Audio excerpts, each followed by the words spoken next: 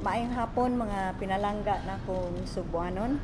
Good afternoon to all who are watching us from other provinces and other cities in the Philippines as well as outside of our country. I am here on a live broadcast once again in order to give a report on what the province of Cebu has done since the onslaught of Typhoon Odette. Insofar as relief goods are concerned, the province gave to 36 LGUs immediately on the first meeting with our mayors 1 million each in cash that the mayors could use immediately to purchase the goods needed and other necessities that had to be purchased in cash, because at that time there was a lot of hassle in withdrawing cash from the banks, necessitating for the suppliers to demand cash payments instead of checks. So a total of 36 million has been distributed to 36 LGUs. And these are Alcantara, Alcoy, Alegria, Aluginsan, Argao, Asturias, Badyan, Balamban, Barili, Bolhoon, Carcar City, Carmen, Catmon, City of Naga, Compostela, Consolacion, Cordova, Dalaget, Danao, Dumanhog, Hinatilan, Liloan, Malabuyok, Mandaue, Minglanilla, Moalboal, Oslob, Pinamungahan, Ronda, Sambuan, San Fernando, Santander, Sibonga, Talisay, Toledo, and Tuburan. We also distributed a total of 41,306 sacks of NFA rice to the different municipalities and cities that I had previously mentioned. The breakdown you can see as will be posted in Cebu News, and you are now seeing on the screen. A total as well of 1,381,800 cans were distributed to the 36 LGUs, as well as 1,297,300 cans of beef loaf, again distributed to our 36 affected LGUs.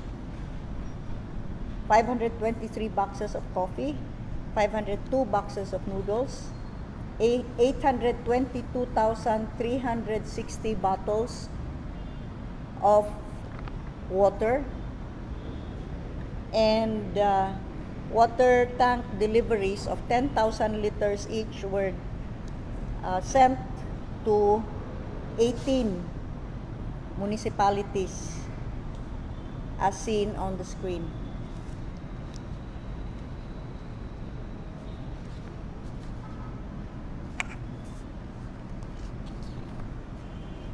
We also distributed chainsaws to the different municipalities, as well as, we have this,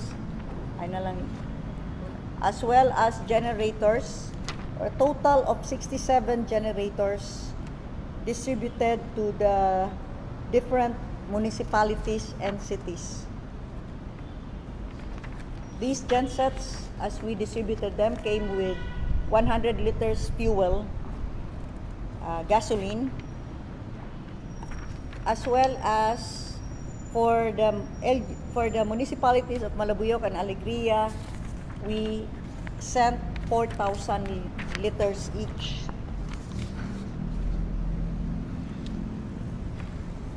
So those are the relief goods that we have distributed to our different LGUs. Tomorrow, I shall be going around the first part of the first as well as the 2nd and 7th districts, and to include Barili of the 3rd district, in order to personally deliver the cards that would correspond to those households whose houses have been totally damaged. These cards with their respective QR codes are individually named. So the names are reflected in each of the cards. And these cards may be used to redeem the GI sheets, the fiber boards, as well as the plywood that we have previously distributed to our local government units. I would like to make an announcement that instead of the 5,000 worth of per card, 5,000 worth of goods that they may redeem at the LGUs or with our partner merchants, we have increased this to 8,000 pesos per card. These are for the totally damaged houses. And I shall be distributing that tomorrow, Wednesday, for part of the 1st, 2nd, the 7th districts, as well as Barili. And then on Thursday, I shall be going to the 3rd district, as well as part of the 1st district. And on Saturday, I shall be going north to our affected LGUs in the north. So, dili na madugay, madawat na ninyo kamong mga nakalista, verified, validated as having had your houses totally damaged. Now, we shall also include for all of these families a COVID kit, which for 1 pack will contain 30 capsules vitamin C with zinc, 30 tablets of vitamin B complex, 20 tablets of lagundi, and 20 tablets of paracetamol. These are initially for those families with totally damaged houses.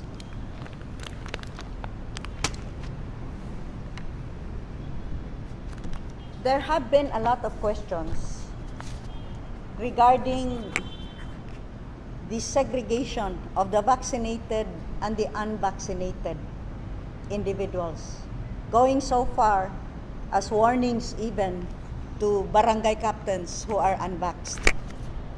But I think it is time for us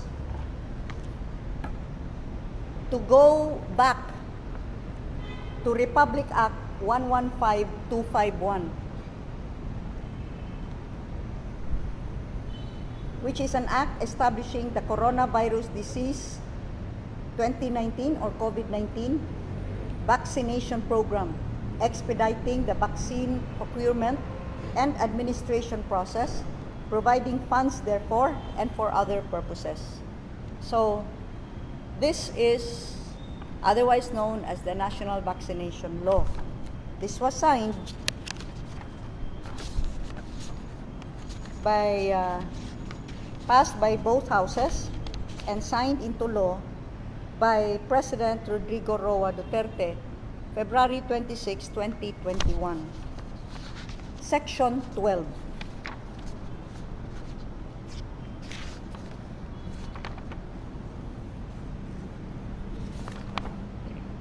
Section 12,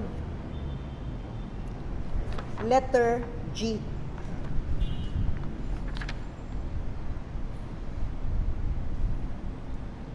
The issuance of a vaccine card is intended to be digital but shall remain accessible through other means such as printed cards. The DOH, through the Department of Information and Communications Technology, shall develop the LGU-based digital systems and applications that will meet the objectives of the COVID-19 vaccination program. while maintaining quality, safety, ease of use, and accessibility for all Filipinos, provided that the DOH shall maintain a central database of vaccinations and mandate a uniform format for the vaccination card, the contents of which shall be updated accordingly to always conform with globally accepted standards.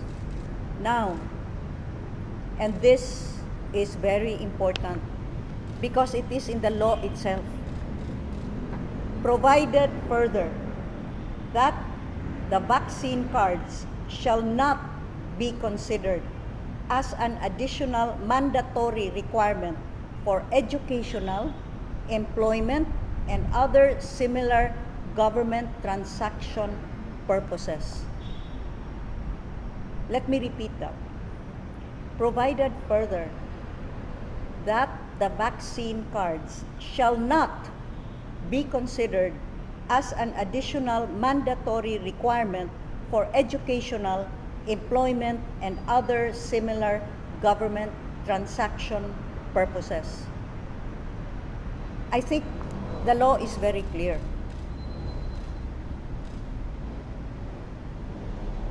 How else can we interpret this other than saying that there should be no mandatory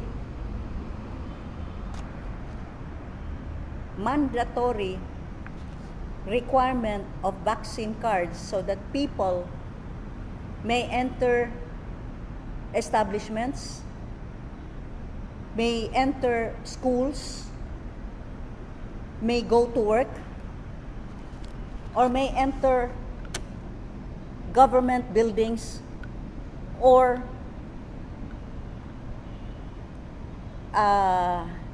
avail of government services. It's very clear. So I cannot understand why this movement towards now discriminating against the unvaccinated by refusing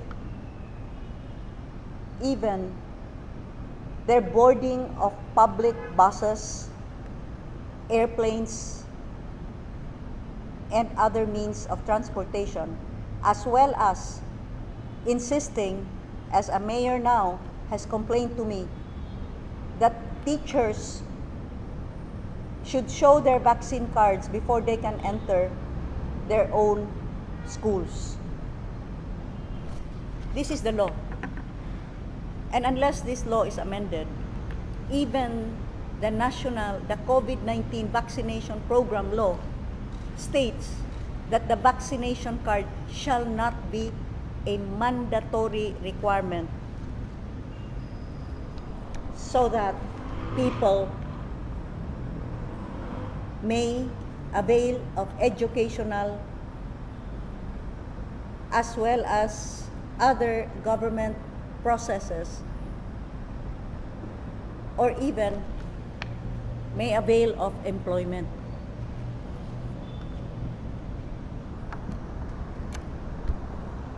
This is very interesting. The following paragraph states, individuals vaccinated against COVID-19 as indicated in the vaccine card shall not be considered immune from COVID-19 unless otherwise declared by the DOH based on reliable scientific evidence and consensus. Well, I don't think there really now is unquestionable proof that vaccinated individuals are immune because, well, we are now seeing that with this Omicron virus variant, in fact, it is the vaccinated that are getting the symptoms. I think we are starting to get confused in treating the unvaccinated as the carriers of this virus. If, in fact, the vaccinated are not considered immune and therefore may also catch this virus, if they catch it, as they are now catching it, are they not as well carriers? So why there is this discrimination against the unvaccinated? The DOH guidelines under Administrative Order 001. No, this is the Department of Health, the National Task Force Against COVID-19 or NTF guidelines dated March 26, 2021.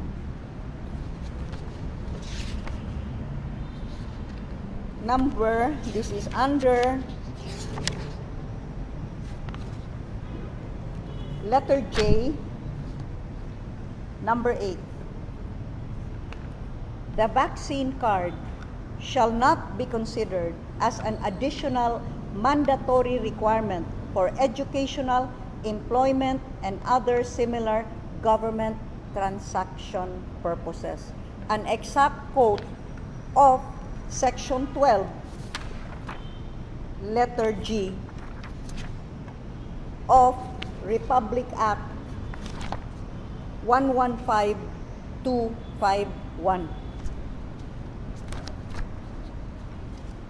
So let me make this very clear.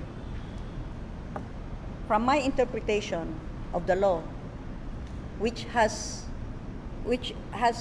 proven itself to be stated in very clear terms and has no ambiguity whatsoever, there can be no mandatory requirement of vaccination cards for entry to any establishment, whether these be schools, whether these be government buildings, whether this be places of work, or for other purposes. And here, in the province of Cebu, yes, we have put up border checkpoints. I want to also clarify this. When the news came out, after the IATF declared an alert level 3 for Cebu province, I said that insofar as the guidelines would conform with our efforts at recovery from Odette, Typhoon Odette, then that's okay. But if these clash, then it will have to be Cebu first. We will have to first focus on our rehabilitation and recovery after the devastation of Typhoon Odette.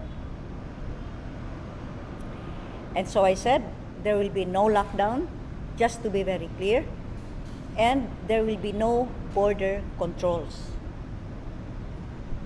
However, the PNP, particularly the Cebu Provincial Police Office, set up border checkpoints. I think a news outfit mistakenly reported it as border control. No, there's a huge difference between border checkpoints and border control. Border checkpoints are put up, first of all, in compliance with COMELEC directive that during the official campaign period, these checkpoints shall be set up. And these checkpoints further will be re-implementing. It had been put on hold after we were devastated by Typhoon Odette. But we'll be again re-implementing Executive Order 35 and 35B, which mandates the no overloading, a controlled capacity for all buses, opening of windows, no aircon, and the need for the provincial utility vehicle pass, as well as the trip tickets that are issued by the provincial terminals, north and south. These are the items that are checked, including the wearing of face masks and air purifiers for our drivers. Those are the things that will be checked, but there will be no further requirement.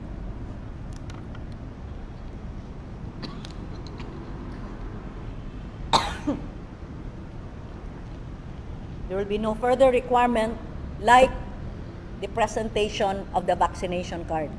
That is anti-poor. How can you require everyone to have this vaccination card presented for them to avail of public transport? As I have always said, vaccination is a matter of choice. Give that respect to the individual. It's a matter of choice.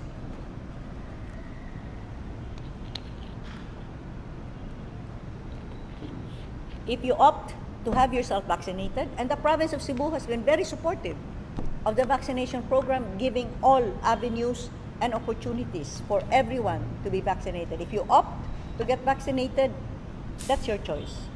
But if you choose not to be vaccinated, you should not be ostracized. Why? Let me just repeat this. It's in the law itself. Individuals vaccinated against COVID-19, as indicated in the vaccine card, shall not be considered immune from COVID-19 unless otherwise declared by the DOH based on reliable scientific evidence and consensus.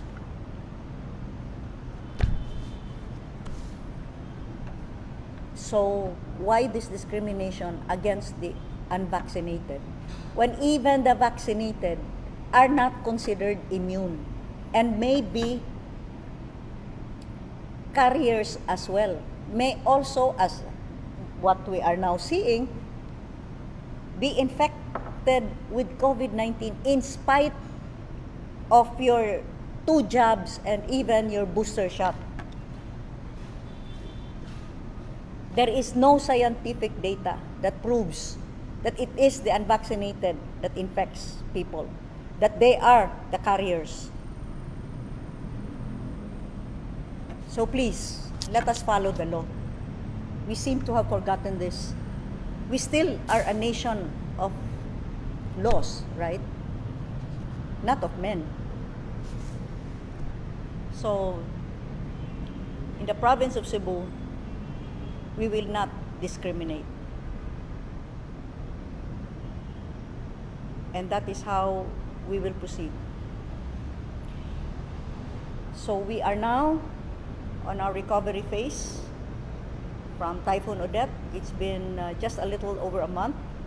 I know that there are many that still need to rebuild their lives, to rebuild their homes.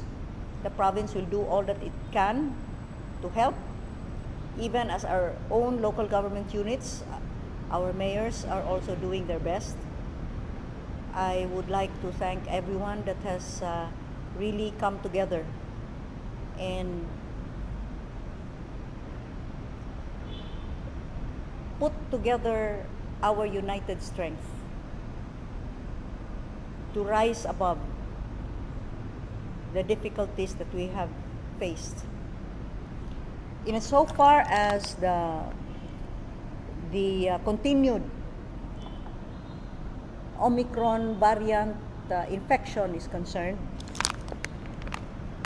I would advise you to, as the DOH has advised, for your mild symptoms, stay home. Do not panic. Do not look at the numbers. That's what causes the panic. Do not panic. That is why in our kit, we have paracetamol. We have vitamin C. Take your vitamin C with zinc. And Lagundi. This is even already recommended by our own doctors here. By Dr. Jean Loreche and Dr. Brian Lim. And of course, Building Maglagot, do steam inhalation. O, laisyo na ha. Bili na katong bakya kayo nga tuog. O, steam inhalation. According to Dr. Willie Ong,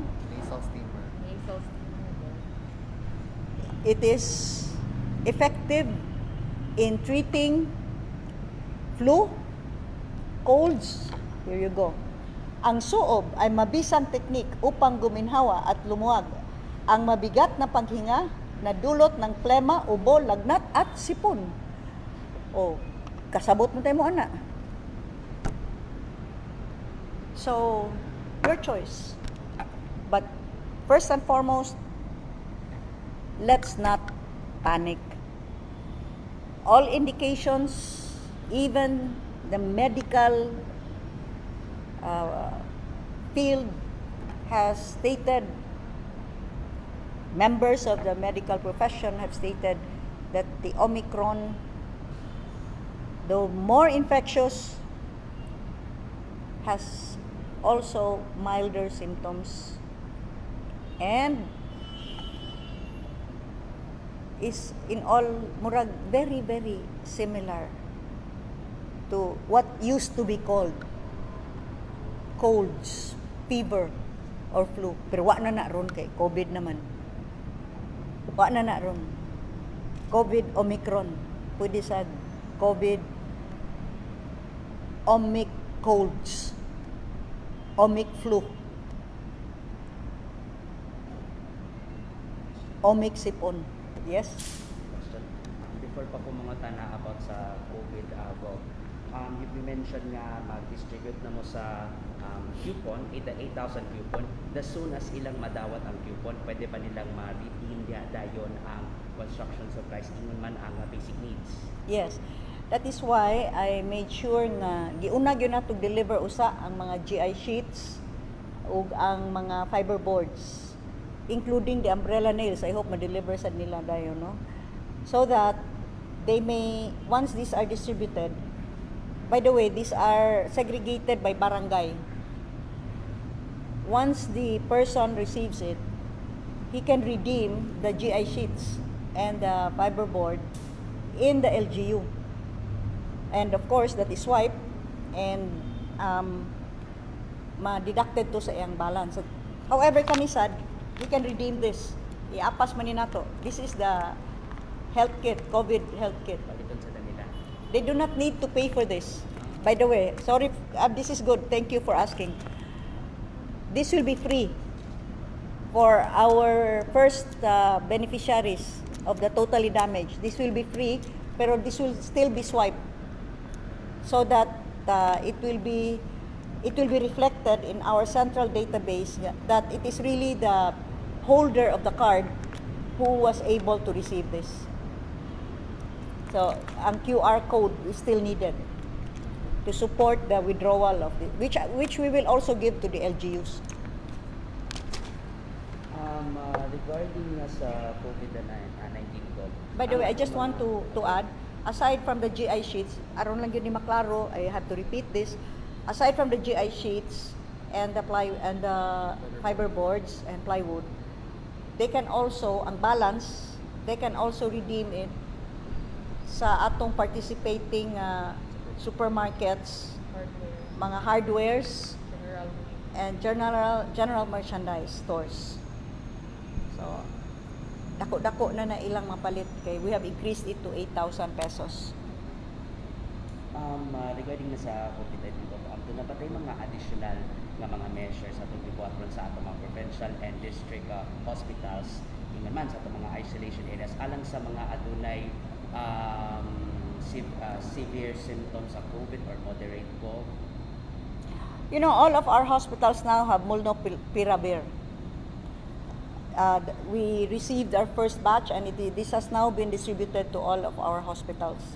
We also have on stock a lot of paracetamol, vitamin C, and of course, all of our isolation centers, as we had previously done, are stocked with emergency drugs as well as oxygen tanks.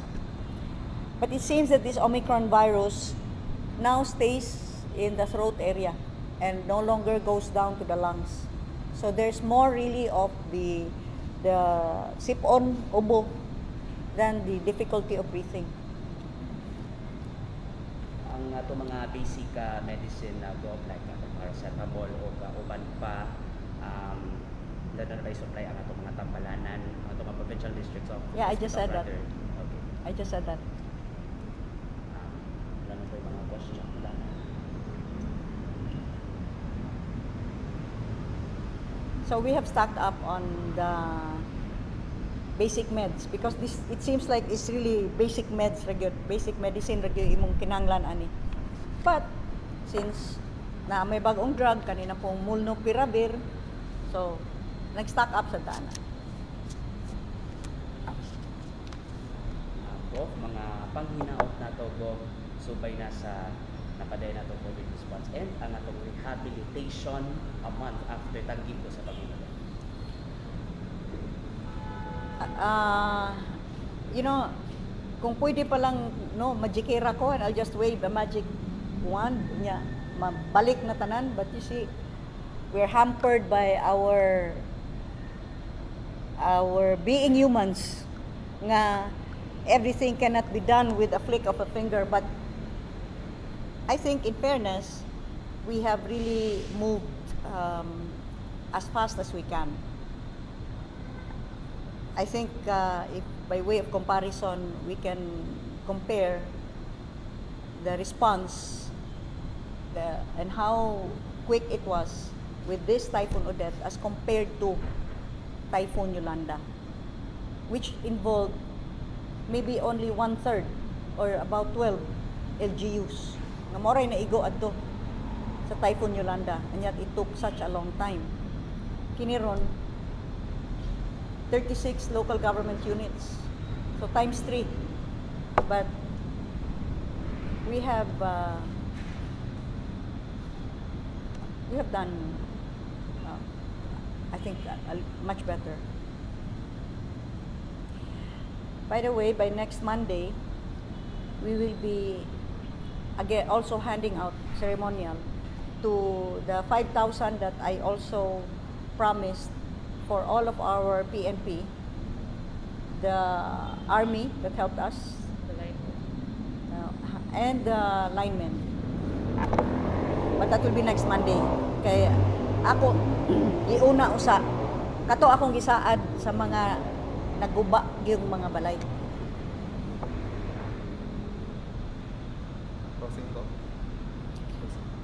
So, daghang salamat sa inyong paminaw namo karon, and I hope that by keeping the faith, no, mga Subuanon, let us keep the faith. Kanunay mo padayon ta sa pagtuo nga ang Senyor Santo Niño anaa gihapon mutabang kanato. Inyong malauman nga isip inyong gobernador, inyong makong gipili, busa giisip ko gyud ning dako kaayong responsibilidad. Mao nang di bali kung unsa ko kakapoy or unsa ka taas ang akong adlaw, kay alang kanako gamay ra ka ini isip bugti sa inyong pagsalig kanako. And I will not let you down. Maayong gabi, daghang salamat.